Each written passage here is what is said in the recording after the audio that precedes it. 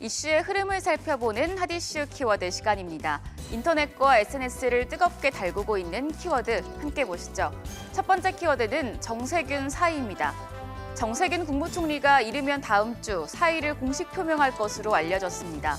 정 총리는 중동 방문을 마치고 귀국하는 다음 주 문재인 대통령에게 물러나겠다는 뜻을 전할 것으로 알려지는데요. 사의 표명 직후 사퇴해 민주당에 복귀할지 아니면 후임 총리가 국회 인준을 받고 나서 사퇴할지는 아직 정해지지 않았습니다. 정 총리 후임으로는 비호남권 인사의 무게가 실리는데요. 김부겸 전 행정안전부 장관과 이태복 전 보건복지부 장관 등이 거론됩니다. 두 번째 키워드는 마지막 TV 토론입니다. 서울시장 재보궐선거를 코앞에 두고 박영선, 오세훈 후보의 마지막 TV 토론이 어제 열렸습니다. 두 후보는 그동안 제기된 여러 의혹들을 두고 거짓말 공방을 벌였는데요. 박 후보는 오 후보의 내곡동 땅 보상 관련 해명이 거짓말이라며 거짓말한 후보가 시장이 되면 자라나는 아이들에게 가르칠 것이 없다고 몰아붙였습니다.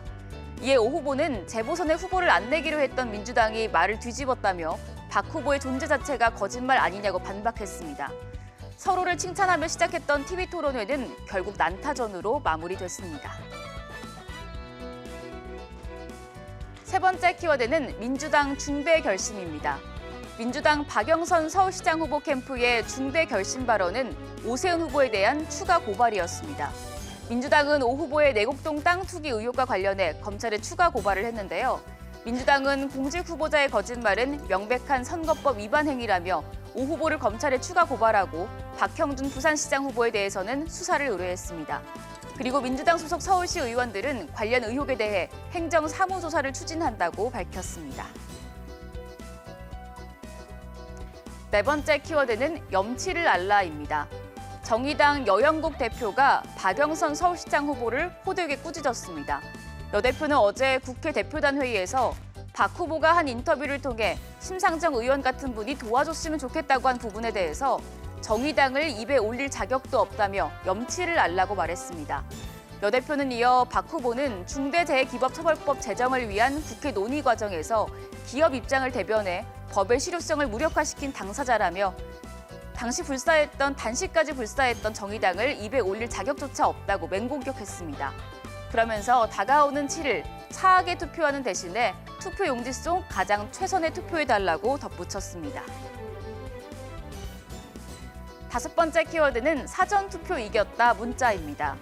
민주당 박영선 후보 캠프가 사전투표에서 승리했다는 내용의 문자 메시지를 보낸 것으로 드러나 논란이 되고 있습니다.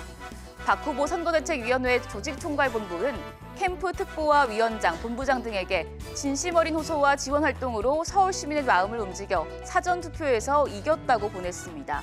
중앙선거관리위원회는 신고를 받고 이 내용이 여론조사 공표 금지를 위반했는지 여부에 대해 조사에 착수했는데요.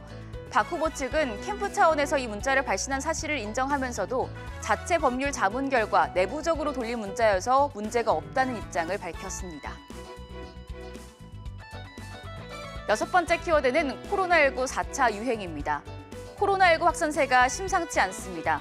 지난달 30일부터 일주일 사이 코로나19 신규 확진자가 일평균 517명꼴로 나타났습니다. 오늘도 500명대가 예상되는데요.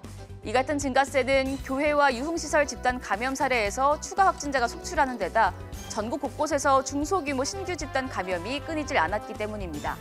방역당국은 지금의 확산세가 잡히지 않으면 하루 신규 확진자 수가 더 늘어날 것으로 보고 있습니다. 정부는 다음 주부터 적용할 사회적 거리두기 조정안을 오는 9일 발표할 예정인데 전문가들은 방역조치 강화 필요성을 제기하고 있습니다. 일곱 번째 키워드는 눈물의 재고떨입니다. LG전자가 모바일 사업을 종료하기로 하면서 이동통신사들도 재고 소진 방안을 찾고 있습니다. LG전자 스마트폰이 속속 공작폰으로 나오고 있는데 일부 유통점에서는 일부 모델이 출고가 0원을 넘어서 현금을 얹어주는 마이너스 폰으로 팔리고 있는 것으로 알려졌습니다. 이 통사들은 LG전자 재고를 상당 부분 소진한 것으로 전해지는데요.